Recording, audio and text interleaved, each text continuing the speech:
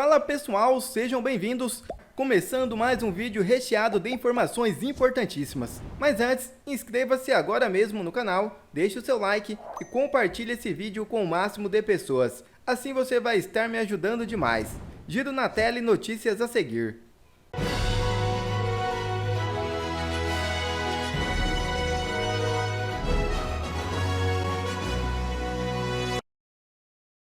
Wall Street fala sobre bloqueio do X. Brasil está em apuros. Artigo comenta a questão envolvendo Elon Musk e o ministro Alexandre de Moraes. O artigo publicado no The Wall Street Journal deste domingo fala sobre a disputa entre Elon Musk e o ministro Alexandre de Moraes do Supremo Tribunal Federal do Brasil. Assinado por Maria Anastasia O'Grady, o texto diz no título que o dono da rede social X luta pela liberdade de expressão no Brasil e que a proibição do microblog por parte de Moraes visa silenciar influenciadores que contraria a versão da verdade do Estado. Se a liberdade de expressão é uma medida de uma democracia liberal moderna, o Brasil está em apuros. A repressão, a expressão e a negação do devido processo para aqueles que contradizem a versão da verdade do Estado remontam a 2020. Agora está piorando, diz O'Grady.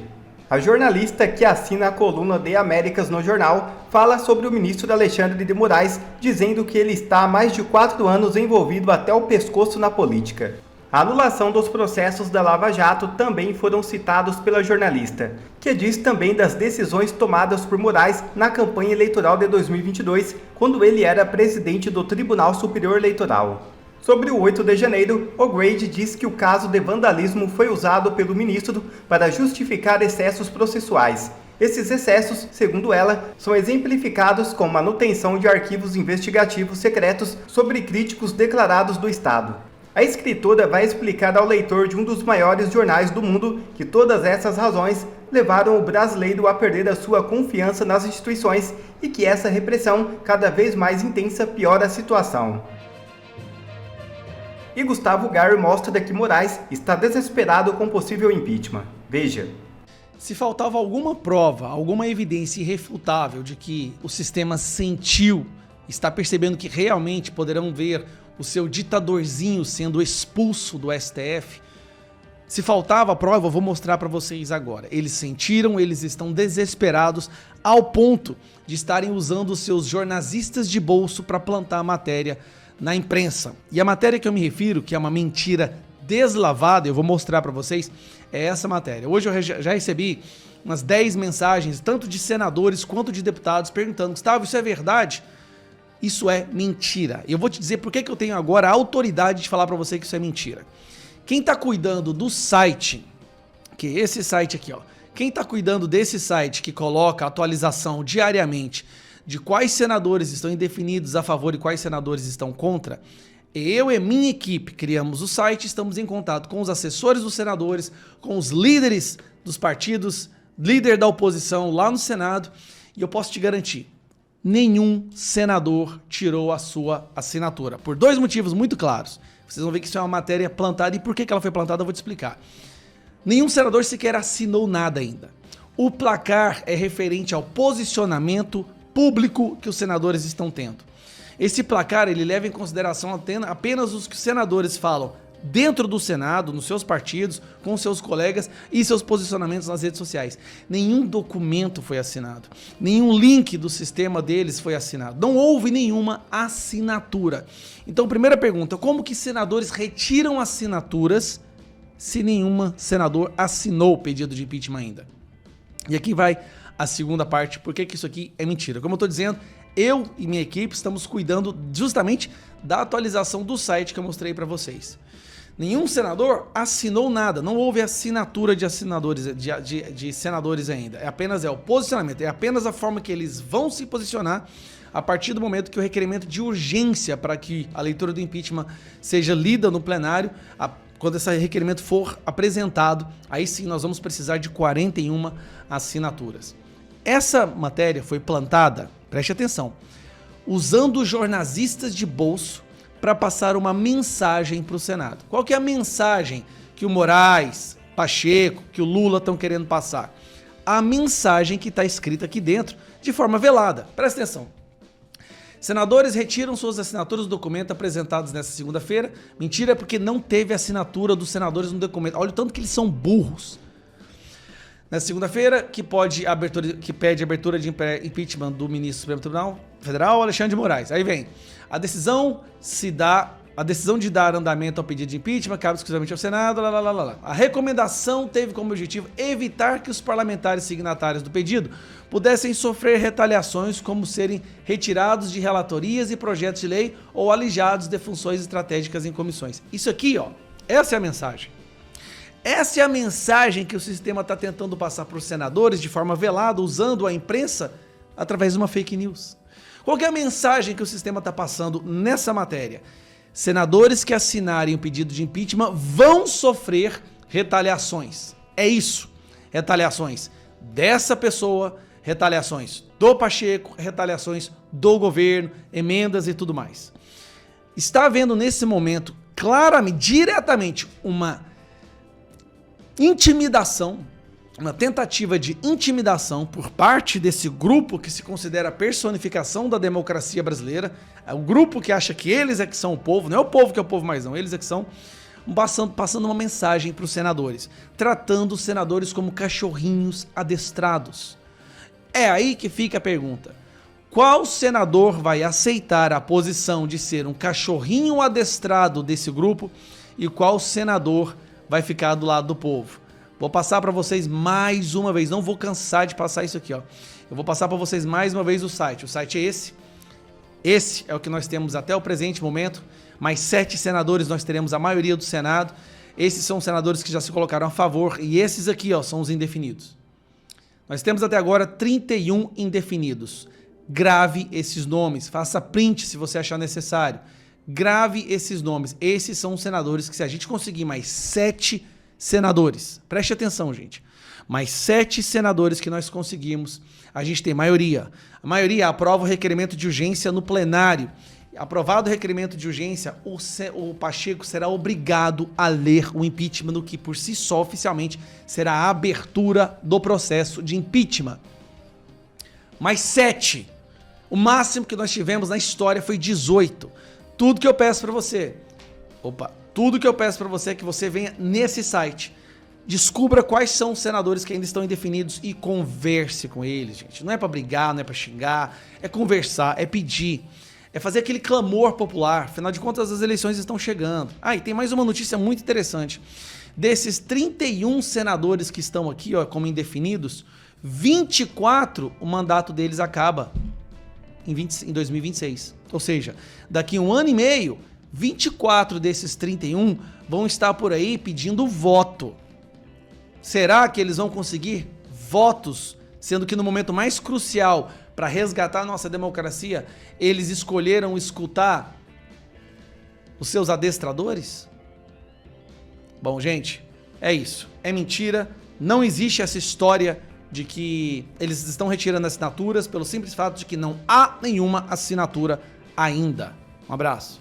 E o presidente do Senado, Rodrigo Pacheco, afirmou que vai apreciar o pedido de impeachment de Alexandre de Moraes, protocolado na segunda-feira, com prudência e respeito.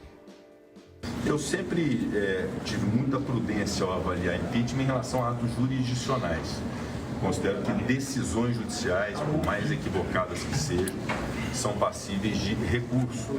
E é inusitado pensar por decisão jurisdicional na cassação de um ministro, quando outros ministros ratificam a mesma decisão. A análise será feita com toda prudência, com todo zelo, sobretudo com todo respeito e com muita honestidade de minha parte, especialmente em deferência àqueles que a legitimam, que são meus colegas parlamentares.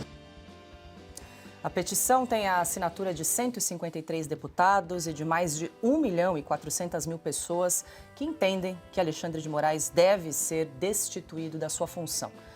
Depois de reunir uma multidão na Avenida Paulista, a oposição aposta que a obstrução das votações do Congresso será uma das principais ferramentas para pressionar Rodrigo Pacheco. Outra opção na agenda é realizar uma manifestação contra Rodrigo Pacheco em Minas Gerais, reduto eleitoral do senador. Silvio Navarro, muito boa noite, seja bem-vindo. Silvio, a gente exibiu aí um trecho desse vídeo em que os parlamentares entregam, então, protocolam o pedido de impeachment do ministro Alexandre de Moraes, entregam nas mãos do presidente do Senado, Rodrigo Pacheco. Isso ocorreu ontem, nós até comentamos aqui que houve uma coletiva na sequência, vários parlamentares se manifestaram ontem em razão aí desse pedido, e agora o que nós até conversamos ontem, qual será o próximo passo a partir da entrega de mais esse pedido de impeachment aí do ministro Alexandre de Moraes. A questão é se essa mobilização, por exemplo, do 7 de setembro, que ocorreu aí no sábado, vai ter condições aí de gerar mais pressão para que esse pedido seja dado aí o seguimento devido dentro do Senado. Boa noite, Silvio. Boa noite, Paula. Boa noite, Ana, Piotr, meu irmão Augusto. Boa noite para quem nos acompanha. Paula, vou repetir o comentário que fiz ontem em relação a esse mesmo assunto. Ou o presidente do Senado, por consequência, presidente do Congresso, e daí a importância dos deputados. São 153 deputados, porque o presidente do Congresso, no nosso sistema bicameral, ele também comanda, né, quando temos uma sessão do Congresso Nacional, os deputados. Ou ele se sensibiliza e entende o recado que foi dado pelas ruas no sábado, ou então, provavelmente, essa massa, essa frente de oposição que não tem número regimental, eu falei tudo isso ontem, não tem número regimental para uma obstrução, mas consegue, por meio de ferramentas nas comissões, já aconteceu um pouco disso na CCJ hoje da Câmara dos Deputados, nós vamos falar um pouco sobre isso, o avanço, né? Tem lá também, inclusive, o PL da anistia, algumas ferramentas para tentar não pautar determinados projetos, retardar determinadas votações, é o que se pode fazer, né? Então, esse deve ser o movimento que nós vamos assistir. E há um entendimento de uma parte de senadores, mas isso precisa do amparo da advocacia do Senado para que o plenário seja chamado. Nunca houve isso, há um ineditismo em torno de tudo isso. Então vamos aguardar para ver se determinadas manobras jurídicas... Ontem eu comentei sobre a história, até eu lembrei do Mozart Viana, presidente da Câmara dos Deputados, que diz que o regimento cabe tudo, há determinadas manobras. Então, em relação ao que a gente falou ontem e hoje, praticamente não há nenhuma novidade. Vamos aguardar apenas a CCJ, que eu acho que faz parte da pauta do programa. Augusto. O único reparo que quero fazer, também não tem nada a acrescentar, como disse o Silvio, é o que foi dito ontem. Esse cara é uma fábrica de platitudes, né? Assim, só fala coisas dispensáveis, não precisa dizer nada. Se ele não falasse, não teria acontecido nada. Diz que vai analisar com a devida prudência. Pode substituir prudência por safadeza, malandragem, estrabismo, parcialidade e pouca vergonha. E aí você está mais próximo da verdade. Deixa eu passar para a Ana, que nós comentamos aí, trouxemos agora um trecho da fala do presidente do Senado, Rodrigo Pacheco, que recebeu mais esse pedido de impeachment do ministro Alexandre de Moraes na tarde de ontem. Ana, a gente comentou bastante aí sobre essa coletiva e quais são os próximos passos, né? Falamos de algumas manobras legais, jurídicas aí de obstrução de pauta e também de possível convocação de manifestações em Minas Gerais, reduto aí de Rodrigo Pacheco, para tentar pressionar pelo menos para que o Senado se manifeste sobre esse pedido, né? Que vote, que discute o tema.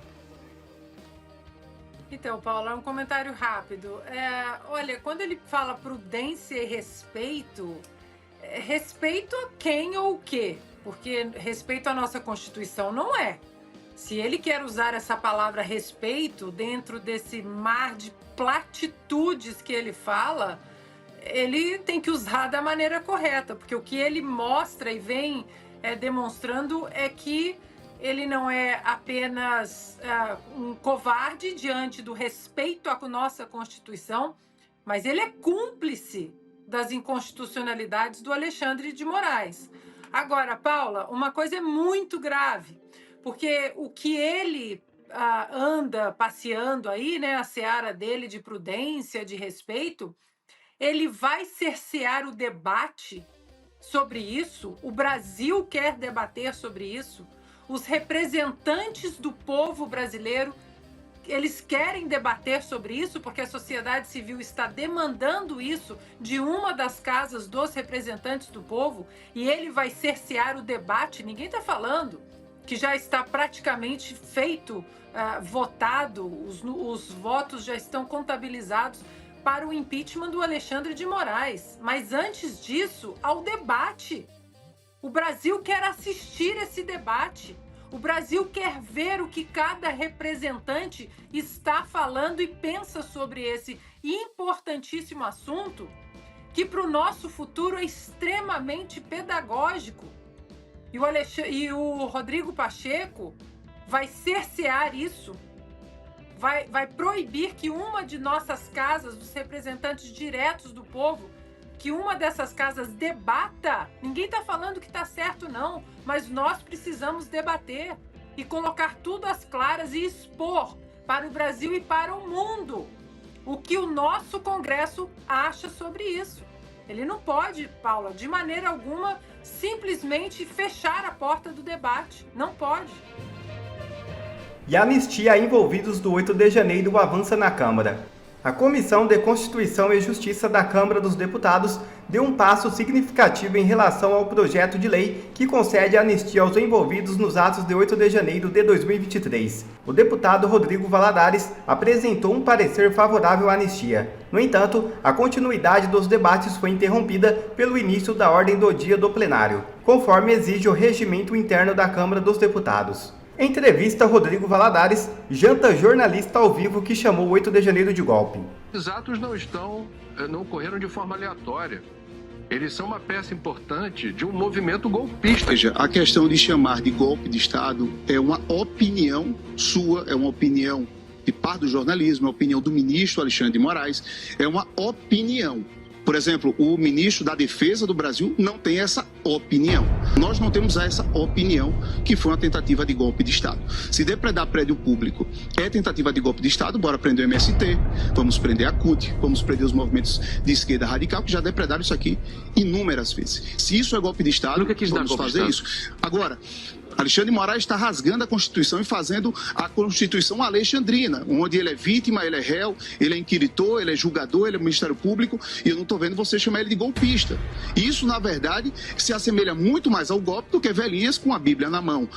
Pessoas que quebraram e depredaram, isso é fato, patrimônio público, por favor, poderem cometer um golpe de Estado. E só para finalizar, você fala em GLO. Como é que vai fazer uma GLO que o presidente já não era mais Bolsonaro, o presidente era Lula?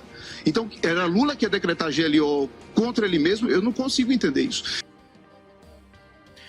Gustavo Lopes, na linguagem das redes sociais, jantou cedo o deputado, né? Jantou, e é incrível, né? Como eles criam uma narrativa e não conseguem sair dela, né? Eles já estão programados naquela narrativa, naquela pós-verdade e tentam manter sempre aquele discurso. E daí vem a importância, né? A gente vai discutir, acho que em outras pautas, mas o desespero em calar as redes sociais, porque justamente as redes sociais promoveram, né, uma inversão do agendamento, né? Antes a imprensa tinha um monopólio ali, o controle das narrativas, o sistema podia controlar a narrativa por meio, né, da imprensa, da velha imprensa, e aí as redes sociais chegaram e bagunçaram isso. E aí quando o cara chega e tenta impor, né, de forma incisiva a versão deles, ou melhor, a pós-verdade, tomou uma chamada ali do deputado muito bem ao vivo, né, que aí o cara não tem nem como editar, então é interessante. Agora, em relação à CCJ, eu acho que o Silvio e a Fabi já brilhantemente resumiram a questão, mas como é importante, né, essa ocupação de espaços que a gente tem visto da direita na Câmara dos Deputados em comissões tão importantes. A Carol de Tone fazendo uma brilhante presidência ali na CCJ, o Nicolas na Comissão de Educação, e é óbvio, né, eles tentam fazer essa digamos assim, essa enrolada, né, que é a obstrução, é o kit obstrução, né, eles vêm com vários ali requerimentos e questão de ordem, enfim, e aí vão ampliando essa discussão até chegar perto da ordem do dia. E quando chega a ordem do dia, abre o plenário o plenário central, lá, o plenário da Câmara, e aí as comissões, elas até podem continuar funcionando, mas não podem votar mais nada, sob pena de não ter validade, né, aquela votação. Então, acho que retoma amanhã, e vamos lembrar, né, são 20 meses que essas pessoas estão presas de forma completamente injusta e descabida. Então, acho que o deputado Luiz Felipe tem toda a razão em dizer que são psicopatas. Quer ver mais vídeos como este? Então inscreva-se agora mesmo no canal, deixe o seu like e compartilhe esse vídeo com o máximo de pessoas. Assim você vai estar me ajudando demais. Fico por aqui, um forte abraço e que Deus abençoe a todos. Brasil acima de tudo e Deus acima de todos.